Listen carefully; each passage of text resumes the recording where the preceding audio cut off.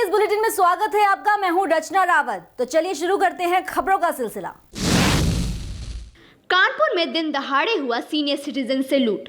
घटना के मुताबिक एक बुजुर्ग जब बैंक से पैसा निकालकर अपने घर को लौट रहे थे, तभी काकादेव थाना क्षेत्र के विजयनगर गल्ला मंडी के पास पीछा कर रहे बाइक सवार लुटेरों ने बैग में रखे 45,000 रुपए उनसे छीनकर फरार हो गए।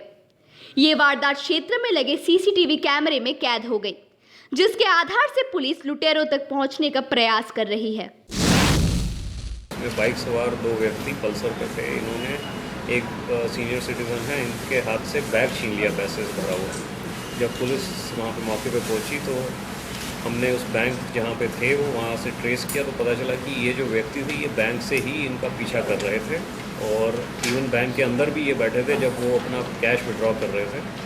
जब ये कैश विड्रॉ करके आए वहाँ से लगभग ये काकादेव में शास्त्रीनगर चौराहे के पास पहुँचे, गल्ला मंडी जो है वहाँ पहुँचे, वहाँ पे इनसे ये बैग छीन लिया गया। उसमें सीसीटीवी कैमरा देखा गया तो ये वहाँ से बाइक सवार व्यक्ति जो है बाइक आगे पहले क्रॉस करके ले गए, फिर वापस घुमा के लाए और उनसे ये बैग छीन लिया। उसमें ये क्लियर नज़र आ रहा है। सीसीटीवी कैमरा की फुटेज से इनकी पहचान करवाई जा रही है और जल्द ही इसका खुलासा किया जाएगा। मुख्यमंत्री योगी आदित्यनाथ 2 दिवसीय दौरे पर गोरखपुर जिले में आ रहे हैं। गोरखपुर में 8 तारीख को उनका आगमन होगा, जिसको लेकर जिला प्रशासन अपनी पूरी तैयारी में जुटा है। सबसे पहले बांसगांव तहसील के मंझगावा गांव में शहीद शुक्ला के परिवार से मुलाकात करेंगे। साथ ही साथ कनील प्राथमिक विद्यालय के बच्चों को ड्रेस वितरण करेंगे। उसके बाद मदन मोहन मालवीय प्रतियोगिकी विश्वविद्यालय में फॉरेस्ट विभाग द्वारा आयोजित किए गए सेमिनार में भाग लेंगे। उसके बाद विश्वविद्यालय के दीक्षा भवन में प्रधानमंत्री आवास योजना के अंतर्गत 600 लाभार्थियों को आवास वितरण का कार्यक्रम रखा गया है। सुबह 9 तारीख को सीमा सुरक्षा बल द्वारा आयोजित कार्यक्रम में भाग लेंगे। कार्यक्रम को लेकर जिला प्रशासन पूरी तैयारी में जुट चुका है। पुणे के खराबवाड़ी क्षेत्र में अज्ञात व्यक्ति ने एक करीब 25 साल की अज्ञात महिला की चाकू मारकर हत्या कर दी। व्यक्ति ने महिला को दूसरी जगह मारा था और इस क्षेत्र में महिला का शव फेंक दिया था। संबंधित महिला की पहचान नहीं हुई है। घटना से पूरे क्षेत्र में हड़कंप मच गया है। खेड़ तहसील के उप पुलिस अधीक्षक राम पठारे ने घटनास्थल पर पहुंचकर घटना की जानकारी प्राप्त की और आगे की जांच चाकन पुलिस कर रही है।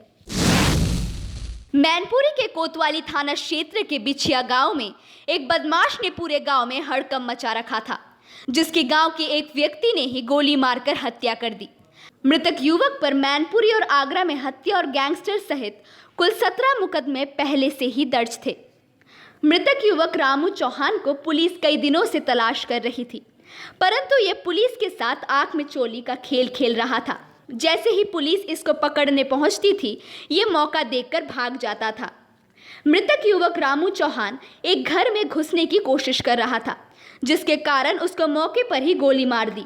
वहीं पुलिस का कहना है कि मृतक युवक पर पहले से ही कई मुकदमे दर्ज थे, परंतु अभी भी इस मामले की जानकारी की जा रही है। ये रामू चौहान है मृतक, उस गांव के रहने वाले हैं और इनकी रंजिश से बताई जा रही है। ये गांव के ही अभी इनके भाई ने बताया है कि संजू नवरिया उनके भाई, पिता और ड्राइवर चालक नाम बता रहे हैं कि इनसे कहा सुनी हुई आज जो है कल रोज हुआ, उसी में गोली मारी गई है। अभी वो FIR उन्होंने नहीं की है। FIR मिलते ही आगे कार्रवाई की जाएगी। बॉडी इससे मौके में आ चुकी है, पंचायत में कार्रवाई कराई जाएगी। नकली शराब पीने से लगातार प्रदेश में मौत हो रही है। ऐसी ही एक खबर आजमगढ़ से है, जहां नकली शराब से मौत हो गई। इसके बाद प्रदेश में नकली शराब के कारोबारियों की धरपकड़ तेज हो गई है। इलाहाबाद से मिर्जापुर लाने वाले 1665 शीशी 200 ml नकली शराब के साथ कोरियर मैन गिरफ्तार कर लिया गया। मारुति कार में 35 पेटियों में रखी शराब में नकली होलोग्राम व रैपर लगे थे। पकड़े गए आरोपी ने बताया, शराब इलाहाबाद से विजय पंडित लाकर देता है, फिर इसे मैं ठेके पर देता हूं, जिससे मुझे 6,000 मिलते हैं। पुलिस व आबकारी विभाग ने चेकिंग के दौरान मारुति कार में 1665 शीशी नकली शराब के साथ कोरियर मैन पकड़ा गया। अभी जांच जारी है, शीघ्र ही बड़े गैंग का पर्दाफाश होगा। कानपुर के उर्सला डफरीन अस्पताल में डॉक्टरों की लापरवाही से शालिनी नाम की एक महिला जो भरवा सुमेरपुर की रहने वाली थी, उनकी मौत हो गई, जिससे परिवार में मातम छा गया और परिजनों ने जमकर हंगामा किया। वहीं मौके पर पहुंची पुलिस ने मृतिका की डेड बॉडी पोस्टमार्टम के लिए भेज दिया और मामले की जांच कर रही है। मृतिका के पति श्यामू का कहना है कि उसकी पत्नी प्रेग्नेंट थी और बच्चा होने को था, इसीलिए शालिनी को सोमवार डफरीन अस्पताल में भर्ती कराया गया था, जिसके बाद बुधवार को पत्नी ने एक बेटी को जन्म दिया।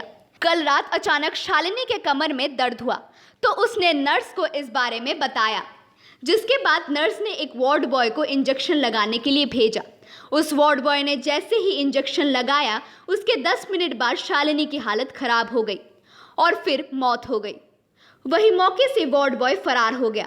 श्यामू ने यह भी कहा कि शालिनी की शादी 7 जुलाई को हुई थी और आज 7 जुलाई को उसकी मौत हो गई। भारत के बॉर्डर पर जिस तरह से चाइना की तरफ से जबरदस्ती सेना भेजकर दबाव बनाया जा रहा है, उसे लेकर देश के हर कोने में देशवासी चाइना के खिलाफ खड़े हो रहे हैं। ताजा मामला कानपुर का है, जहां व्यापारियों ने भारत माता की मूर्ति के नीचे चाइना के सामान की होली जलाकर चीन की दबंगी का विरोध किया। व्यापारियों ने चीन के राष्ट्रपति चिनफिंग का पुतला फूंका और मुर्दाबाद के नारे भी लगाए। व्यापारियों का कहना है कि जर्मनी में हमारे प्रधानमंत्री ने चीनी राष्ट्रपति से मिलने को कहा भी नहीं था, फिर भी उन्होंने ये खबर उड़ा दी कि हम भारत के प्रधानमंत्री से नहीं मिलेंगे। इससे चीन की धोखेबाजी की नीयत साफ नजर आती है। इसीलिए हमने चीनी सामान का बहिष्कार किया है और सभी व्यापारियों से भी सामान के बहिष्कार की अपील की है। उनसे कोई मिलने की बात भी नहीं हुई, हमारे प्रधानमंत्री जी ने उनसे कोई मिलने का समय भी नहीं लिया, ना मिलने की कोई बात हुई। ज़बरदस्ती अपनी तरफ से कह रहे हैं कि हम नहीं मिलेंगे।